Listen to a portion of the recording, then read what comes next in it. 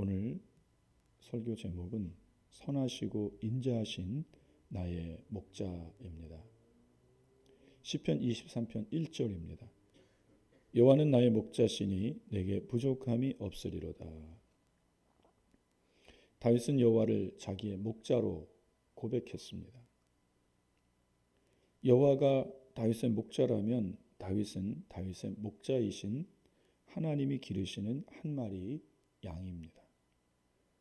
하나님은 다윗이 고백한 바대로 다윗을 하나님의 양으로 삼으셨고 기꺼이 다윗의 목자가 되어 주셨습니다.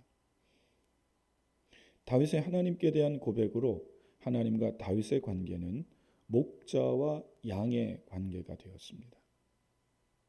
다윗이 하나님의 양이 되었을 때 하나님은 다윗의 영원한 후견인이 되시는 것입니다. 다윗의 목자이신 하나님의 눈은 항상 다윗을 바라보고 계십니다. 다윗을 푸른 초장 맑은 물이 있는 곳으로 인도해 가십니다. 다윗은 하나님이 인도하신 그곳에서 안전히 거하며 몸과 마음을 편하게 하고 지친 영혼을 쉬어주고 평안케 합니다. 다윗이 깊은 영적 침체에 빠져 있을 때 하나님은 다윗에게 은혜를 베푸셔서 다윗의 영혼을 소생시키셨습니다. 다윗은 하나님이 베푸시는 은혜 속에서 영혼의 기쁨과 활력을 얻습니다. 그런가 하면 하나님은 하나님의 이름을 위해 다윗을 의의 길로 인도하십니다. 이 뜻은 다윗이 죄짓지 않도록 다윗을 도와주셨다는 것입니다. 하나님은 다윗이 사망의 음침한 골짜기로 지나갈 때에 하나님의 지팡이와 막대기로 다윗을 지켜주셨습니다. 이스라엘에는 왕이 될 자와 선지자가 될 자 그리고 제사장이 될 자의 머리 위에 기름을 붓습니다. 하나님이 다윗의 머리에 기름을 부으셨다는 것은 하나님이 다윗을 왕으로 삼아 주셨다는 말입니다. 하나님은 다윗의 원수가 보는 앞에서 다윗의 머리에 기름을 부어 주셨습니다.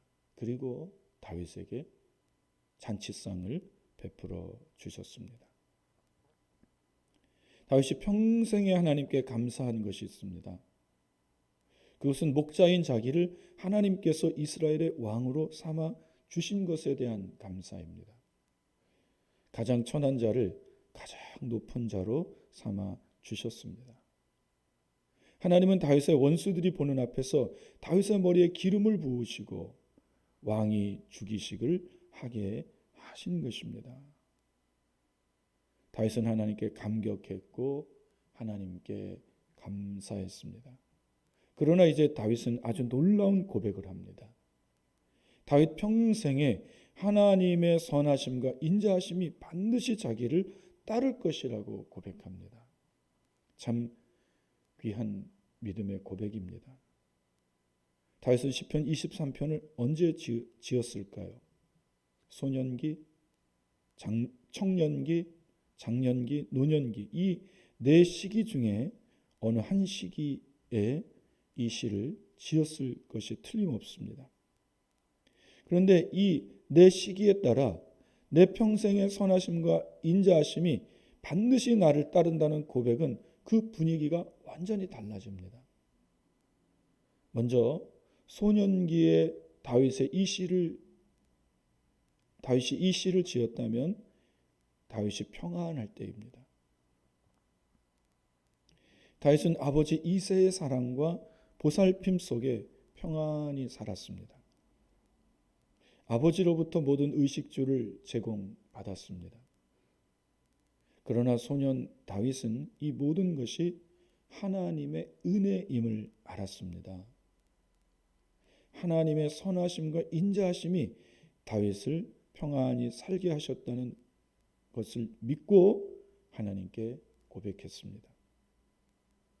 사람이 살만할 때, 평안할 때 이것이 하나님의 은혜임을 믿고 고백하는 것은 귀한 일입니다. 지금 평안하십니까? 이것이 다 하나님의 은혜인 줄 믿고 하나님께 감사하며 평안함을 향유하십시오. 누리며 사십시오. 아버지 하나님, 나에게 지금과 같은 은혜를 주심을 감사합니다. 감사하며 사십시오.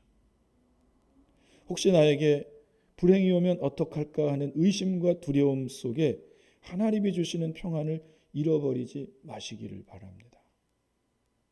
그리고 다윗처럼 내 평생의 선하심과 인자하심이 반드시 나를 따를 것이라고 고백하십시오. 반드시 나를 따른다는 말은 반드시 은혜 베푸신다는 말입니다. 믿음으로 이 고백을 할 때 우리는 평안 다음에 찾아오는 고난의 때를 믿음으로 넉넉히 이겨낼 수 있습니다. 두 번째로 다윗이 장년기 때에 시편 23편을 지었다면 이때 다윗은 고난의 시기, 고난의 시간입니다. 청년기 때 23편을 지었다면 이때는 다윗의 고난의 시기, 고난의 시간입니다. 청년기 때 다윗은 사울의 오해를 받고 사울에게 쫓기는 신세였습니다. 사울은 다윗을 잡기 위해 3,000명의 특공대를 조직했습니다. 사울은 다윗이 있는 곳을 알려주는 자에게 큰 상을 주겠다고 이스라엘 전 지역에 공표했습니다. 다윗은 3,000명의 특공대에 쫓겨다녔습니다. 이스라엘 전 지역에 다윗의 수배령이 내려져 있습니다. 다윗은 어디 피할 곳이 없습니다. 다윗은 3,000명의 특공대와 이스라엘의 사람들의 눈을 피해 광야와 숲으로 숨어 다녔습니다. 동굴에서 잠을 잡니다. 외롭고 고독한 시간들입니다. 그 시간이 무려 13년이라는 시간이었습니다. 하나님이 너의 고난의 시기가 13년이다. 이 시간 동안만 잘 숨어 다니고 잘 인내해라. 말씀해 주시면 다윗에게 소망이 있습니다. 13년만 인내하고 숨어 다니면 됩니다. 그러나 하나님은 이런 말씀을 일절하지 않으십니다. 고난이 언제 끝날지 다윗은 알지 못합니다. 이런 시기에 시편 23편을 지었다면 다윗의 믿음은 대단한 것입니다. 평안할 때 내 평생의 선하심과 인자하심이 반드시 나를 따른다는 고백은 누구나 다 할 수 있습니다. 그러나 고난의 때에 하나님께 이런 고백을 할 수 있는 사람은 그리 많지 않습니다. 고난의 때에는 감사보다는 불평과 원망이 나옵니다. 한 사람의 신앙의 깊이, 신앙의 정도는 언제 알 수 있을까요? 그것은 고난의 때입니다. 평안할 때 그 사람의 신앙의 정도를 알지 못합니다. 평안할 때 감사할 수 있습니다. 그때는 누구나 다 믿음이 좋아 보입니다. 참 좋아 보입니다. 그러나 고난이 오면 다릅니다. 한 사람의 신앙의 깊이를 알 수 있는 때는 고난이 임할 때입니다. 모름지기 신앙의 사람은 고난의 때에 하나님께 감사할 수 있습니다. 고난의 때에 감사할 수 있는 사람은 믿음의 사람으로 믿음의 근육, 영적 근육이 만들어진 사람입니다. 여러분, 건강한 몸을 만들려면 건강할 때 운동해야 됩니다. 건강은 건강할 때 지켜야 합니다. 걷는 운동, 뛰는 운동, 이런 유산소 운동을 해야 합니다. 그러나 근육 운동을 함께 해 주어야 합니다. 근육이 있어야 힘을 쓸 수 있고 건강한 신체를 유지할 수 있기 때문입니다. 그래서 바울도 육체의 연습은 약간의 유익이 있다고 했습니다. 이 육체의 연습이 바로 운동입니다. 운동을 통하여 건강을 유지할 때 그 좋은 건강을 하나님께 드릴 수 있는 것입니다. 여러분, 평소에 운동할 수 있기를 바랍니다. 근육 운동은 건강할 때 해두어야 합니다. 몸에 병들었을 때 근육 운동을 할 수 없습니다. 마찬가지로 평안할 때 영적 근육을 많이 만들어 놓아야 합니다. 영적으로 건강한 상태를 유지해 놓아야 합니다. 평상시 기도와 말씀, 예배 생활을 통해 영적 근육을 많이 만들어 놓으시기를 바랍니다. 그래야 고난이 올 때 영적 근육인 믿음의 근육으로 고난의 시간을 통과할 수 있습니다. 다윗은 사울에게 쫓기는 고난의 시간 속에 있습니다. 그러나 다윗은 내 평생에 하나님의 선하심과 인자하심이 반드시 나를 따를 것이라고 고백했습니다. 다윗이 어떻게 이렇게 고백할 수 있었을까요? 그것은 소년기 목동 시절에 자기에게 선하심과 인자하심을 보여주신 하나님 때문입니다. 다윗은 현재 힘든 고난의 시기에 과거에 자기에게 은혜를 베푸신 하나님을 묵상했습니다. 그렇게 과거에 자기를 도우시고 은혜를 베푸신 하나님은 여전히 다윗의 선한 목자이셨습니다. 다윗은 고난 중에서도 하나님의 선하심과 인자하심이 평생 자기를 따른다고 고백하는 것입니다. 다윗이 이렇게 할 수 있는 것은 다윗이 평안할 때 하나님의 은혜를 믿고 감사했기 때문입니다. 평안할 때 경건한 예배와 기도와 말씀으로 영적인 근육, 믿음의 근육을 만들어 놓았기 때문입니다. 이것은 확신입니다. 고난의 때에도 하나님은 다윗을 버리지 않으시고 다윗과 함께 하신다는 확신입니다. 믿음의 확신입니다. 지금 고난 중에 계신 성도님들이 계십니까? 과거에 나와 함께 하셔서 은혜 베푸신 하나님을 깊이 생각하시고 묵상해 보십시오.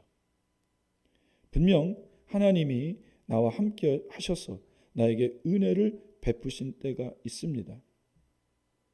기적같이 베푸시는 하나님의 은혜가 분명히 있습니다.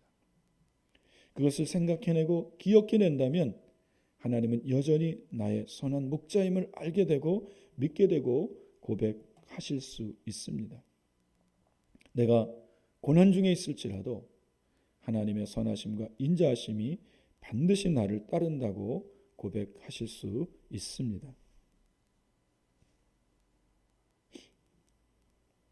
세 번째로 다윗이 장년기 때에 이 고백을 했다면 다윗이 성공했을 때입니다. 다윗은 30세에 헤브론에서 유다 지파의 왕이 됩니다. 그리고 그로부터 7년 6개월이 지나 12지파의 왕이 됩니다. 청년기 고난의 시간에도 하나님을 믿고 의지하여 왕이 된 장년의 때에도 다윗은 내 평생에 하나님의 선하심과 인자하심이 반드시 나를 따를 것이라고 고백했습니다. 다윗의 소년기 때는 아버지 이새의 보호 속에서 평안했습니다. 그러나 장년 다윗의 때는 왕이 되고 성공했을 때 누리는 평안입니다. 고난 중에 있을 때 하나님의 은혜를 더 사모할 수 있습니다. 왜냐하면 고난 중에 있을 때는 하나님의 은혜가 절실할 때입니다. 하나님의 도우심, 하나님의 은혜가 없이는 살 수 없다고 눈물 흘려 하나님의 은혜와 도우심을 간구하고 기도할 때입니다. 절실하면 하나님의 은혜, 하나님의 도우심이 더 간절해지는 것입니다. 절실하면 하나님의 은혜, 하나님의 도우심이 더 사모되어지는 것입니다. 그러나 평안할 때 하나님의 은혜가 절실해지지 않습니다. 이제 내가 내 힘으로 평안을 누릴 수 있기 때문입니다. 그래서 성공하고 난 이유가 가장 위기의 때입니다. 사람이 언제 넘어집니까? 성공 이후에 넘어집니다. 이 말은 성공 이후에 가장 큰 시험이 찾아온다는 것입니다. 아브라함, 성공 이후에 큰 시험이 찾아왔습니다. 아브라함은 하나님의 인도하심으로 약속의 땅 가나안에 도착했습니다. 아브라함이 가나안에 도착한 것, 이것은 아브라함에게 성공입니다. 하나님이 가라 하신 곳에 도착했기 때문입니다. 그런데 가나안에 도착한 아브라함은 가나안의 흉년을 맞이합니다. 지금까지 갈대아 땅에서 양식 걱정 없이 풍요롭게 산 아브라함에게는 너무 큰 시련입니다. 갈대아 우르에서 아브라함은 부자로 살았습니다. 그의 아버지가 그 갈대아에서 섬기는 달, 우상을 만드는 우상 제조업자였습니다. 얼마나 잘 팔립니까? 그곳에 땅도 있고 집도 있고 부유하게 살았습니다. 부유하게 살던 사람에게 가장 힘든 것이 가난해질 때입니다. 이전에 누렸던 모든 풍요로움과 풍족함, 부를 이제는 누릴 수 없습니다. 가난한 사람이 더 가난해지면 살 수 있어요. 가난이 몸에 배었기 때문입니다. 그러나 부유한 사람이 가난해지면 정말 살기 힘든 것입니다. 아브라함이 가나안 땅에 도착했을 때 큰 흉년을 맞이하여 흉년으로 힘듭니다. 시련이 찾아왔습니다. 아브라함은 이 시험을 이기지 못하고 양식이 풍부한 애굽으로 갔습니다. 이것은 하나님의 뜻이 아닙니다. 아브라함은 흉년일지라도 가나안에 머물러 있어야 했습니다. 여러분, 인생에 흉년이 들 때에 세상에 나가 세상에서 먹고 살 것을 찾기 위해 하나님을 떠나지 마시기를 바랍니다. 이건 하나님의 뜻이 아니에요. 인생의 흉년이 들 때에도 하나님께 굳건히 믿음으로 붙어 있으십시오. 하나님이 다 공급해 주시고 다 살려내십니다. 하나님이 하나님의 선하심과 인자하심을 베푸실 줄 믿고 아브라함은 가나안에 머물러 있어야 했습니다.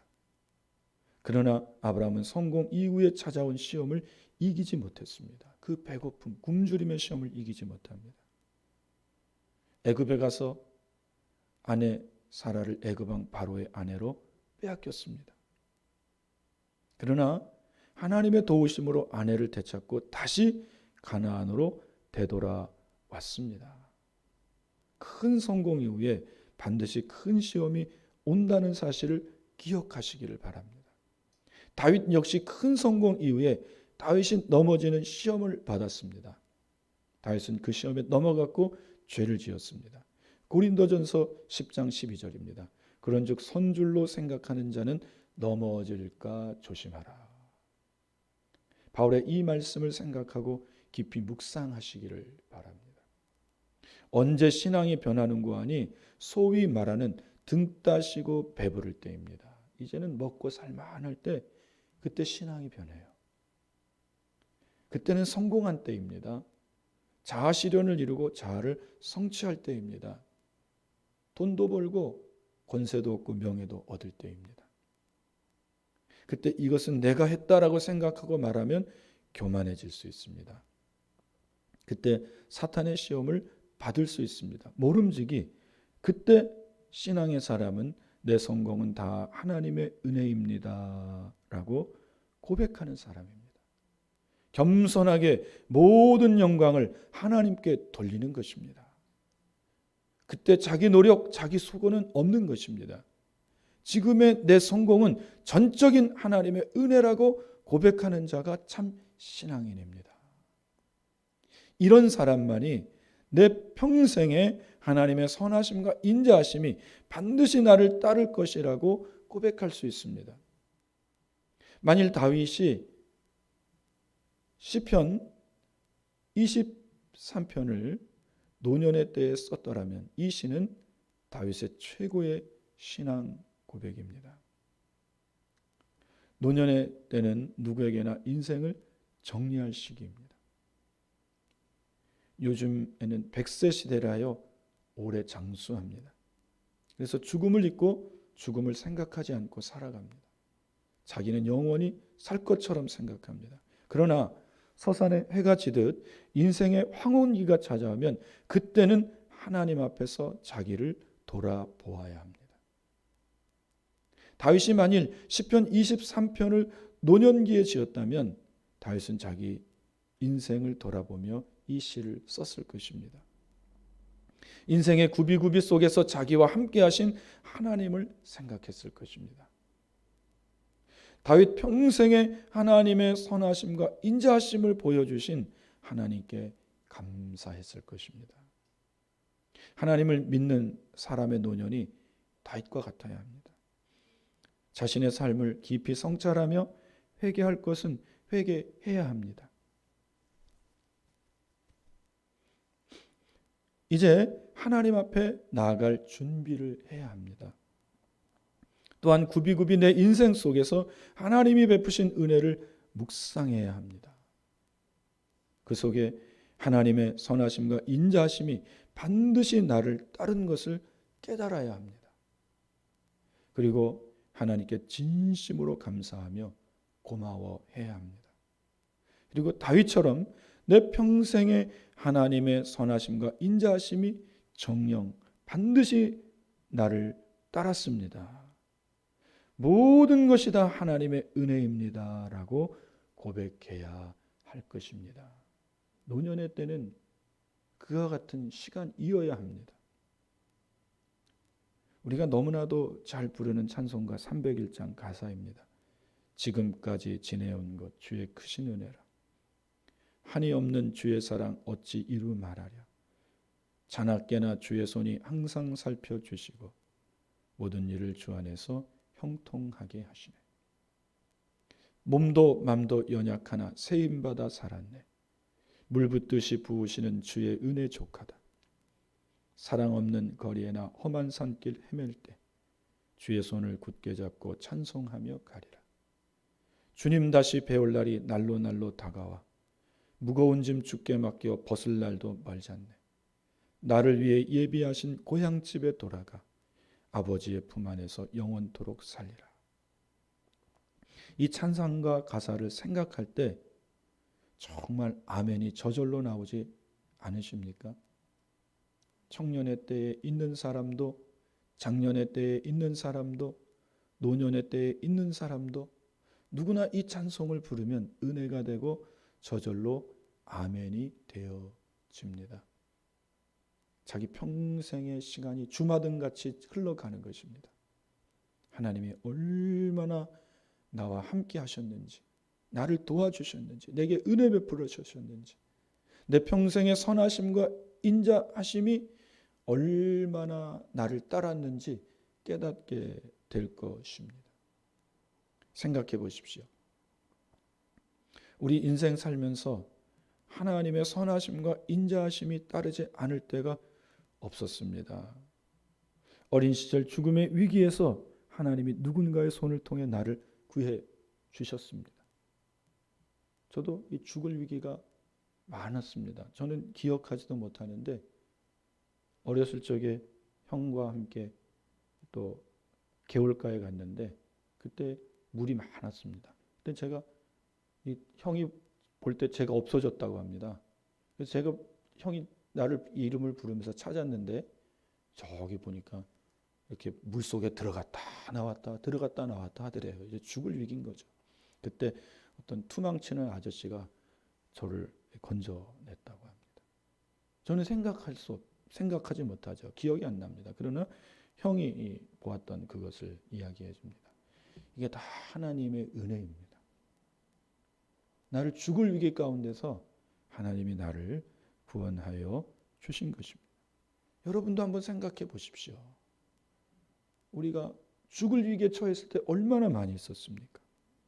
청년의 시절 유혹이 많은 때 하나님의 말씀이 나를 붙잡아 주셨습니다. 작년의 힘든 시절에 누군가의 마음에 감동을 주셔서 나를 돕는 하나님의 도움의 손길이 있었습니다. 노년의 때에 하나님이 주신 건강으로 자손들을 보며 살아가고 있습니다. 그 영광스러운 하나님을 우리는 우리 눈으로 곧 보게 될 것입니다. 바울이 말하잖아요. 우리가 지금은 희미하게 하나님을 보지만 그때는 얼굴과 얼굴을 마주 대하며 볼 것이다. 죽음 이후에 하나님의 집에 깨어나서 다윗처럼 그때는 하나님의 얼굴과 얼굴을 마주 대할 것입니다. 성도 여러분, 참으로 감격스럽지 않습니까? 그날을 생각해 보면 정말 감격스럽습니다. 앞서간 믿음의 선진들과 함께 만나 하나님이 예비하신 그 집에서 영원히 사는 것입니다. 어느 것 하나 하나님의 은혜 아닌 것이 없습니다. 요즘 CCM 가사 중에 은혜 아니면 살아갈 수 없네라는 가사가 있습니다. 정말 그렇습니다. 하나님의 선하심과 인자하심의 은혜가 아니면 나는 살아갈 수 없는 것입니다. 여러분, 이 시간 이 진리를 깨달으시기를 바랍니다. 정말 나는 하나님의 은혜 아니면 살아갈 수가 없습니다. 하나님의 은혜가 아니면 여기까지 살아올 수가 없었고요. 하나님은 에베네셀 하나님, 여기까지 함께 하시는 하나님, 임마누엘 하나님, 지금도 함께 하시는 하나님, 여호와 이레 하나님, 미래에도 나와 함께 하실 하나님이십니다. 모든 것이 은혜였소라는 CCM 찬양이 있습니다. 이 찬양 중에 가장 절정은 내 삶에 당연한 것 하나도 없었던 것을 모든 것이 은혜였소라는 가사입니다. 내 인생을 곰곰이 되돌아보니 당연한 것이 하나도 없다는 것입니다. 그것은 모두 다 하나님의 은혜였다라는 것입니다. 하나님을 모르는 사람들은요, 다 자기의 노력이고 자기의 수고로 지금 내가 이와 같은 인생의 복을 누리고 있다고 생각을 합니다. 그러나 하나님을 믿은 사람들은 하나님 안에서 곰곰이 생각해 보니 다 이와 같이 살 수 있는 것은 하나님의 은혜였다는 것입니다. 내 삶에 당연한 것 하나도 없었다는 것입니다. 모든 것이 다 하나님의 은혜였다라는 것입니다. 사랑하는 여러분, 오늘 이 고백이 저와 여러분의 고백이 되시기를 주님의 이름으로 축복합니다. 인생의 노년의 시기에 있을 때 우리는 내가 살아온 인생을 돌아볼 때입니다. 죄가 생각나거든 죄를 회개하고 감사한 일이 생각나거든 감사하십시오. 그리고 모든 것이 하나님의 은혜였음을 깨닫고 그 은혜에 감격하고 감사해야 합니다. 다윗의 이 고백에서 중요한 단어는 내 평생이라는 단어와 반드시라는 단어입니다. 우리들 중에 어머니 모태에서부터 교회에 나오며 지금까지 교회에 다니신 분들이 있습니다. 모태 신앙이라 그러죠. 그리고 저처럼 초등학교 시절에, 어떤 분은 중고등학교, 대학교 시절에 교회에 나오게 되신 분들도 계십니다. 또 중년의 때에, 노년의 때에 예수 믿고 교회에 오신 분들도 계십니다. 각자 교회에 나오셔서 신앙생활 하신 연수는 각각 다 다릅니다. 그러나 내가 하나님을 모를 그때에도, 그리고 내가 하나님을 믿는 지금도 하나님은 나를 선하고 인자하게 대해 주셨습니다. 하나님을 모를 그때에도 하나님은 나를 선하고 인자하게 대해 주셨습니다. 왜냐하면 하나님의 그 섭리 속에, 계획 속에 나를 하나님의 교회로 불러주실 때가 있음을 하나님은 아셨기 때문입니다. 그래서 내가 하나님을 믿지 않는 그때에도 하나님은 나를 선하게 대해 주셨고 인자하게 대해 주셨다는 거예요. 우리가 예수 믿으면 이것이 깨달아지는 거예요. 내가 살아온 모든 것이 하나님의 은혜였구나. 여러분과 저의 평생에 하나님은 선하고 인자하게 대해 주셨습니다. 선은 히브리어로 토브입니다. 토브의 뜻은 선하다, 좋다, 최선의입니다. 하나님은 우리에게 선하게 대해 주실 뿐 아니라 우리를 좋게 하십니다. 하나님은 우리를 선하게 대해 주십니다. 그리고 하나님은 우리를 좋게 하십니다. 영적으로 우리의 믿음을 더 좋게 하시고 삶으로는 더 잘되게 하십니다. 여러분, 앞으로 저와 여러분의 인생은 하나님 은혜 안에서 더 잘되게 될 것입니다. 하나님이 우리를 좋게 대해 주시기 때문입니다.